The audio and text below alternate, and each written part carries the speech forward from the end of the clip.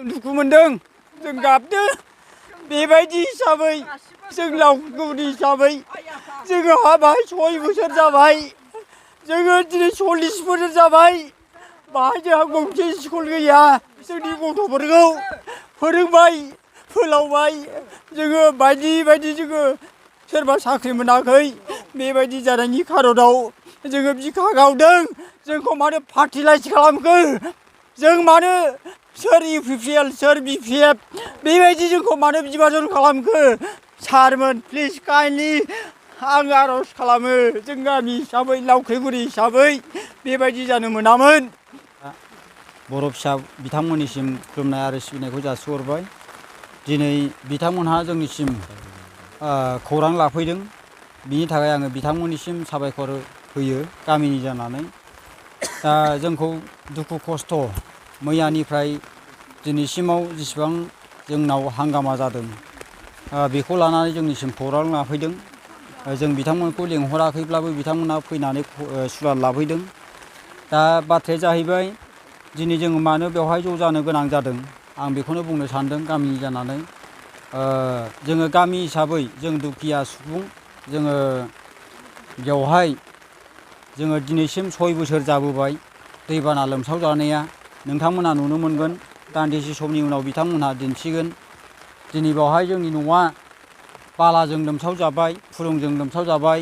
बे भुटाननिफ्राय फैनाय बे निज्रा दैया जेरैबायदि फैदों थांनाय 5 बोसोराव जेरैबायदि दैबाना जादोंमोन दिनै बे 6 बोसोराव आगान होनायनि गेजेरजों गैयाब्लाबो जोंनाव 40% बयनिबो न'खौ लोमसावजोब्बाय आरो फुलुं खोबजोब्बाय। बे अबस्था गैयैनि खारनावनो जोङो जेराव रिलिफ थाबाय थायोमोन बे रिलिफ थानायाव जोंहा केम्प बानायनो थाखाय जायगा गैला आरो जोङो न'आवबो थानो थाखाय बिराद उसुबिदा। फारसेथिं मोनायाव मैदेर फैयो आरो फारसेथिं दै बाना लोमसावबोयो। बे हिसाबै जोङो माबा मोनसे जोंनि गोसोखौ गोजोन होनो थाखाय जोङो जयैनो सावरायलायनानै जोंहा मोनसे डिसिसननि गेजेरजों जोङो बै मैया जेरैबायदि इभेकसन जादोंमोन बे जायगायाव जोङो थाहैनो गोनां जादोंमोन। जोंखौ बिसेस बुंनो थाङोब्ला जोंहा मेम्बार दङ आरो गावबुरा सरखारि गावबुरा दङ बिथांमोनहा ज' लिंथुमलायनानै मिटिं खालामनानै सावरायलायनायनि गेजेरजों जोंखौ लांदोंमोन। दा बिनि फिनजाथायखौ जोंनो होदों। दा बेखायनो जोङो बाहाय दिनै प्रेस मिटनि गेजेरजों बुंनो गोनां जादों। सारमोननिसिम आं आखाइ खबजबनानै आर'ज गाबो दिनै बे बिटिआर सरखार सुक्ति जानानै सान्थि सुक्ति जानानै दिनै जुदि जों बर' फिसा हिसाबै बे लावख्रिगुरिनि जानानै दिनैसिम जोंखौ मिथियै रावबो गैला। जोंखौ थांनाय बोसोरफोराव थांनाय समाव जाहा आसामनि CEM जाहा हिमन्त बिश्व शर्मा सार बिथांमोनहाबो फैदोंमोन हेलिकप्टार बाग्लायलायनानै बुंफैदोंमोन बे दैखौ पारमानेन्ट सलुसननि थाखाय प्रटेकसन खालामनो थाखाय खोथा होदोंमोन। दा बिसिबां खोथा होदों बियो गासिबो आसायाव जोङो थादोंमोन नाथाय निरासा जाबाय। दा बिसिमाव दिनैसिम दैबाना जासेयावबो जोङो भुगिनो गोनां जादों। बे हिसाबै जोङो खावलायदोंमोन जों आर'ज गाबदोंमोन जोंनो पारमानेन्ट सलुसन नांगौ जों बुंबाय थादोंमोन। दा बे हिसाबै मोनैनि जोङो रायलायहैदों जोङो EM सारनाव रायलायहैदों। जों थाङाब्लाबो जोंनि माखासे बर' फिसाफ्रा जोंनि आदै मादैमोन बिथांमोनहा थांनानै जोंनि गावबुरा जोंनि मेम्बार बिथांमोनहा थांनानै खावलायहैदोंमोन आर'ज खालामहैदोंमोन। जोङो बिदि ओरैबायदि निरुपाय जाबाय जोंहा थानो अबस्था गैला होननानै बुंदोंमोन। दा बे हिसाबै बुंहैनायाव बिथाङा जेबो मेसेज हराखैब्लाबो जोङो सिन्था खालामगासिनो दङ जोङो रायलायगासिनो दङ होननानै बुंहरदोंमोन EM साराबो। आरो MLA सारा गावनो फैनानै बुंफैदोंमोन स्वयं। दा बे मादैमोनहा बुंनो हायो जोंखौ मोनसे फिसा रियेलि हांगार स्ट्रिट खालामनानै बेयावनो थांनानै थाहैथ'दो होननानै बुंनायखाय जोङो बे गामिनिफ्राय बै जायगायाव मैया इभेकसन जेराव खालामदों बेवहाय थाहैदोंमोन। दा बे थाहैनायाव जोङो 1.5 मास जों थाहैनायनि गेजेरजों जोंखौ ओरैबायदि मोनसे फिनजाथाय होबाय माखासे मानसिफ्रा थांनानै फैफिनबाय जायहा अबस्था गोनां बिथांमोनहा फैफिनबाय अबस्था गैयि बिथांमोनहा थाबोसोमदोंमोन। बे हिसाबै दा बिथांमोनहा ओरैबायदि भुगिनांबाय मैयानि दिनाव सार्कोल अफिसनिफ्राय हरनाय आरो माखासे डिपार्टमेन्टनिफ्राय हरनाय त्रिपाल माबा माबि गासिबो दानसि दुनसि खालामलांजोब्बाय। दा बे हिसाबैनो जोङो सिन्था खालामनानै जोङो दुखु मोननानै जोङो दिनै थासोमनो गोनां जादों। दा बेखायनो आङो सारमोननिसिम गामि जानानै आर'ज गाबगोन।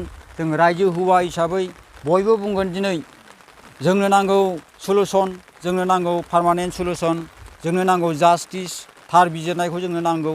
दा बिनि गेजेराव आं मोनसे बाथ्राखौ बुंगोन दिनै जोंखौ थाला थुलायै जोंखौ BPFनि सापर्टार आरो खाम्फानि मोनसे लिंक दं बेबायदि बाथ्रा बुंनायखौ जों दुखु मोनदों।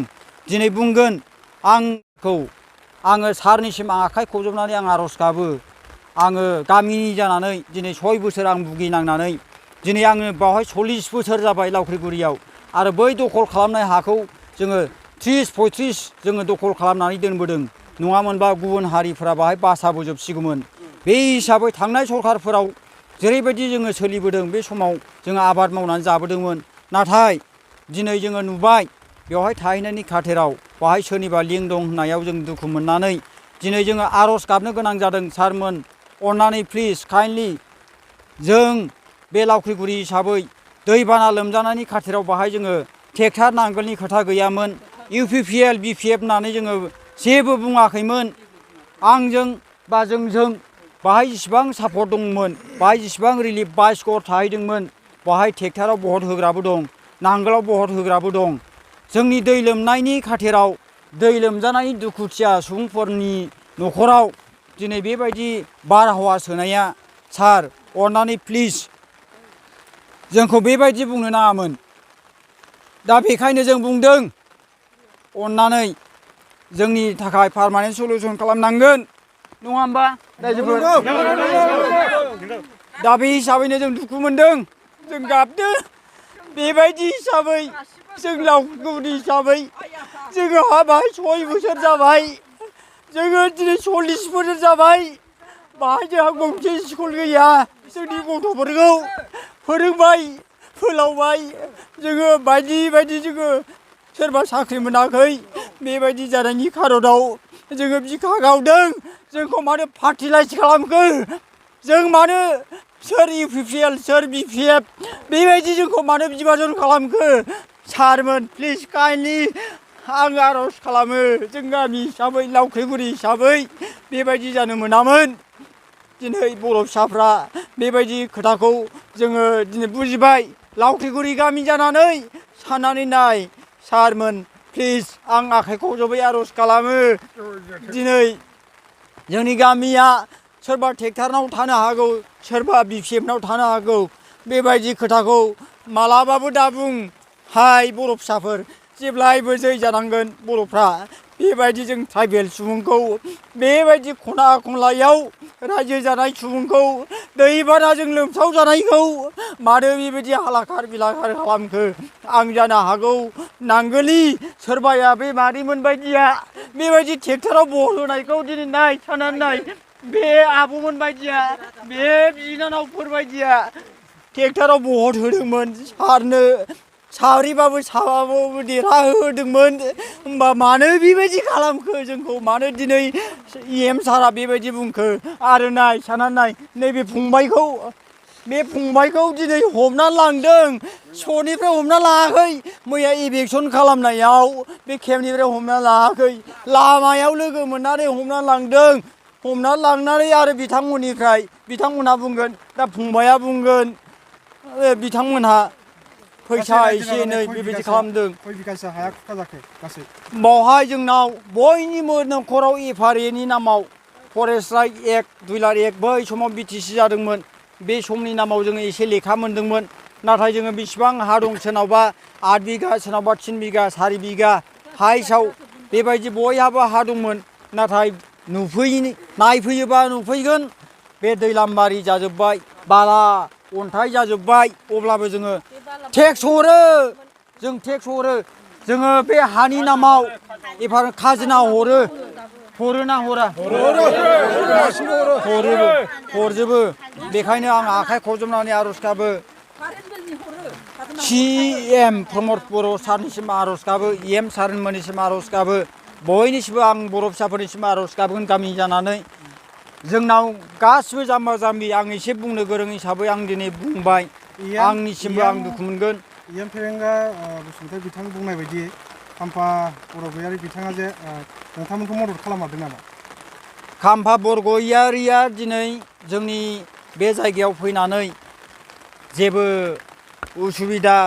सुबिदा लाफैनो हाया बिथाङा जि जेननानै थाबाय जेबो सहाय होफैनो हायाखै थेवब्लाबो जेननाय हिसाबै बिथाङा गाव फैयाखैब्लाबो पार्टी हिसाबै सासे सानै मानसिफ्रा फैनानै एसे एनै जोंनो रेसन होफैदों सहाय होफैदों बेल' खिन्थु खाम्फा बरगयारि जे जोंखौ बाव थाहै बिदि रबार बागान गाय होननानै बुंदों बियो नेभार बे माब्लाबाबो जानो हाया जोंखौ बुंफैयाखै नंगौना नङा रायजो जोंखौ बुंफैयाखै जोंखौ रावबो थानो थिनफैयाखै जोंनो गोसो जानानै जोंनाव रावबो लिडार गैया होननानै जों रायजोआनो डिसिसन लानानै जोंखौ गावबुराया लांदों जोंखौ लिंलांदों मेम्बार बिथांमोनहा गावबुरा बिथांमोनहा मिटिं जानानै डिसिसन मथे जों जयै थांदोंमोन माखासेफ्रा ओरै फैबाय सिरि फैबाय जों थासोमनो गोनां जाबाय जायहा बाहाय लोमसावजोबजाबाय बिथांमोना थाजोबनो गोनां जादों बे हिसाबै आं जा सिगांनिफ्राय बहर होजेनदों आं बेयाव आं इउपिपिएलआवनो होखानायखा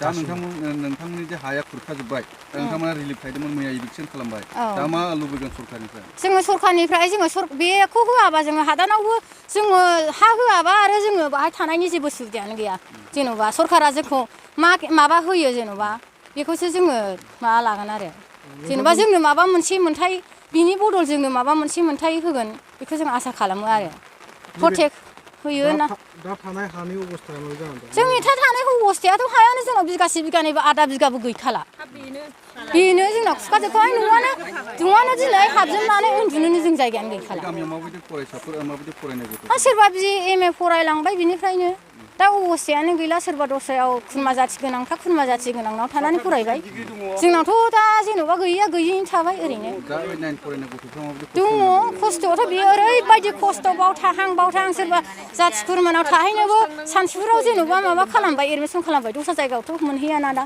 ओरैबायदि खस्थ' खालामनानै दंखायो आरो दा नोंथांमोननि गामियाव मोनबेसे न'खरफोरनि मानसिफ्रा बेबायदि भुगिनांनानै दङ 50 दङनो गासै जोंनि जेनेबा टटेल 56 नो 56 आव माने बै सोदेरनायसो जाहैदों माखासे आं बेखौ मिन्थिया माने 50खौ आं मिन्थिगौ आरो इयान फेरेंगा बसुमतारिया जे बुंदों नोंथांमोनखौ गासैखौबो BPFनि सापर्टार होननानै निउसआव बुंदों गासैबो सापर्टार नङा जों BPFनिल' नङा जों गासैबो मिसल जोंनि रायजो राजायानो जेन'बा गावबुरा सेक्रेटारि जों गासिबो BPFनिबो दं मानिबो UPPनिबो दङ बाहाय जोङो जमा मिटिं खालामलायनानै गावबुरा सेक्रेटारि जों रायजोयैनो मिलायनानै माने बैयाव थांनोसै बे जयन्त सारा बुंलांबाय नालाय नोंसोर बेहायनो दै राननाय खिनियावनो बैयाव थाहैखादो गोजौआव होननानै बुंलांनायखाय जों थाहैदोंमोन आरो 1.5 माससो बायदि जों थादों जोङो बे गामिनि स्कुलाव लिरि थादोंमोन बेयावबो दै बाना जाजोबो बावनो लोमजाहैजोबो जों बाहाय थानो हायाखिसै आरो थानाय समाव सरकारनिफ्राय